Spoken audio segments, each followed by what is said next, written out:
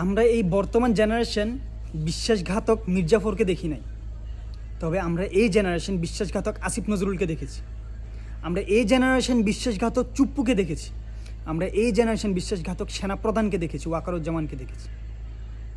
আর আমি চ্যালেঞ্জ করে বলতে পারি, আমার বিশ্বাস যে বর্তমানে যদি মির্জাফর যদি বেঁচে থাকতো, তাহলে এই সেনাপ্রধান আসিফ নজরুল, চুপ্পু এরা মির্জাফরের চাইতে বড় বিশ্বাসঘাতকতার খেতাব পাইতো।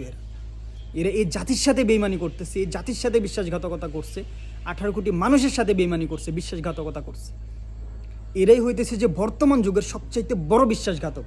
এদেরকে হয়তো বা আমরা চিনতে পারি নাই, আমাদের উপর লেভেলে যারা কাজ করতে তারা ঠিকই চিনতে পারছে। আর আমাদের মধ্যেও যাদের বিবেক আছে, যারা বুঝতে পারে, যারা জানতে পারে, যারা দেখতে পারে, তারা অবশ্যই চিনছে এদেরকে। এরাই হচ্ছে বর্তমান জাতির, বর্তমান জেনারেশন, বর্তমান দেশের সবচাইতে বড় বিশ্বাসঘাতক।